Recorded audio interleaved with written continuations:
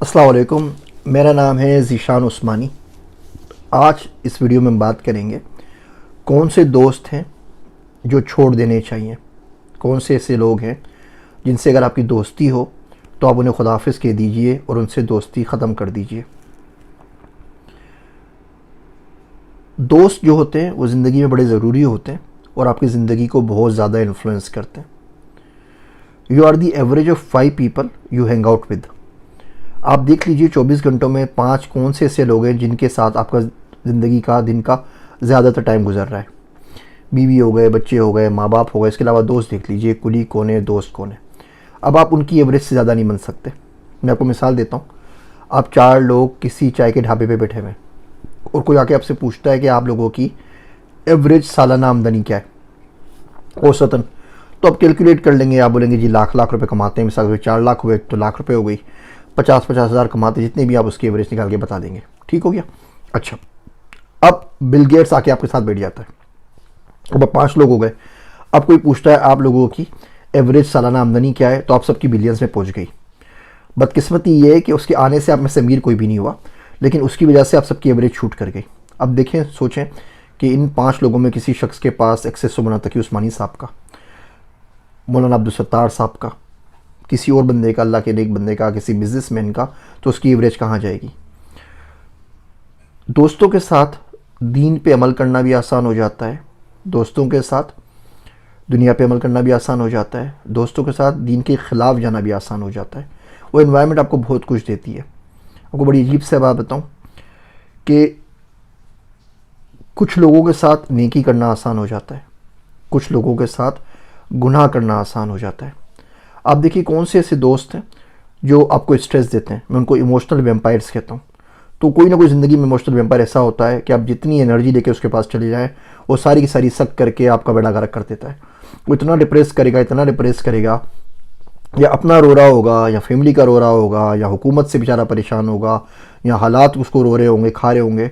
वो जितने गम होंगे ना, वो कचरे के ट्रक की तरह आपके ऊपर ऑफलोड करके चलता बनेगा और आप उस कचरे में गिर के मर जाएंगे, आपका दम घुट जाएगा, आप कुछ नहीं कर सकेंगे। कभी कभी फैमिली मेम्बर भी ऐसे मिल जाते हैं, तो उनसे भी ज़्यादा बात नहीं करनी चाहिए। तो पहली बात तो ये कि जो इमोशनल वेम्पायर्स हैं, जो सिर्फ और सिर्फ आपको स्ट्रेस देते हैं, नाउम्मीद करते हैं, उन लोगों से छुटकारा कर लीजिए। दूसरे दोस्त वो देखें जो आपको गुनाह की तरगीब देते हैं, और अगर खुदा ना खास्ता कोई दोस्त ऐसा हो गया जिसको मना ना कर सकें, उसे तो फ़ौरन छोड़ देना चाहिए। आप जाते हैं, बोलते हैं आओ सिनेमा में चलते हैं। अब आप सिनेमा में जाते हैं तो ज़ाहिर बात है फिल्म देखनी पड़ेगी। अब दोस्त को मना भी नहीं कर सकते, अब क्या करें। आप अच्छा खासा नमाज के लिए जा रहे हैं, दोस्त उठा के आपको क्रिकेट मैच खेलने के लिए या देखने के लिए ले गया। आप चाहते हैं कुछ पढ़ लें, दोस्त को आ गया कि चलो आओ चाय के ढाबे पे चल के बैठते हैं, सर्दी है, बाहर जाके कहीं चिकन कौन सूप पियेंगे, 4-5 घंटे बर्बाद करेंगे ज़िंदगी के, वापस आ जाएंगे। ऐसे दोस्तों को छोड़ देना चाहिए। मेरा दोस्त अब्दुल्ला एक बड़ी सख्त बात करता है। वो कहता है कभी कभार ज़िंदगी में कुछ लोग, कुछ दोस्त रब से ज़्यादा करीब हो जाते हैं। जितना उस शख्स से खुदा करीब नहीं होता, उससे ज़्यादा वो दोस्त करीब हो जाते हैं। तो मैंने उसको बोला अल्लाह के बंदे क्या बात करता है, खुदा खौफ कर, किसी मौलवी ने सुन लिया फतवा लगा देगा कुफ्र का, मारा जाएगा। तो कहने लगा कि अल्लाह का सबसे ज़्यादा हक़ है कि वो दोस्त हो, अल्लाह का सबसे ज़्यादा हक़ है कि वो करीब हो, और हमें उसे पहचानना चाहिए। कुछ लोग अल्लाह से ज़्यादा करीब हो जाते हैं। वो बोलते हैं गुनाह करो, अब आप रुक नहीं पाते, आप गुनाह करके ही छोड़ते हैं। आपका तहज्जुद का टाइम है, आपका फजर का टाइम है, वो आपको नाइट पैकेज के ऊपर कॉल कर लेंगे और उल्टी सीधी बातें शुरू कर देंगे, और आपकी नमाज वमाज सब निकल जाएगी। अब ये जो बंदा है ये अल्लाह से भी ज़्यादा करीब है, बिकॉज जो अल्लाह का हुक्म आया आपने वो नहीं माना, इस दोस्त की बात मान ली। आप फजर में वैसे ही नहीं उठ सकते, लेकिन वो दोस्त आ जाए तो उसके साथ उठ के आप क्रिकेट खेलने के लिए चले जाते हैं। आपकी असर मगरिब सोते हुए गुजर जाती है वीकेंड के ऊपर, लेकिन वो दोस्त आता है तो उसके साथ आप सिनेमा मूवी देखने के लिए चले जाते हैं। तो ये रिश्ते, ये दोस्त आपकी ज़िंदगी में उसूलन असली तौर पर अल्लाह से ज़्यादा करीब हो गए। इन दोस्तों से पनाह मांगनी चाहिए और इन दोस्तों से दोस्ती फ़ौरन छोड़ देनी चाहिए, जिनको आप ना कर सकें, इवन अगर वो ख़िलाफ़ शरा कोई बात करें तो। देखिए शरीयत के दायरे से बाहर कोई चीज़ नहीं होनी चाहिए ना। ये तो हमारा एक कंपास है, एक लिटमस टेस्ट हमारा है, हमारा नॉर्थ स्टार है।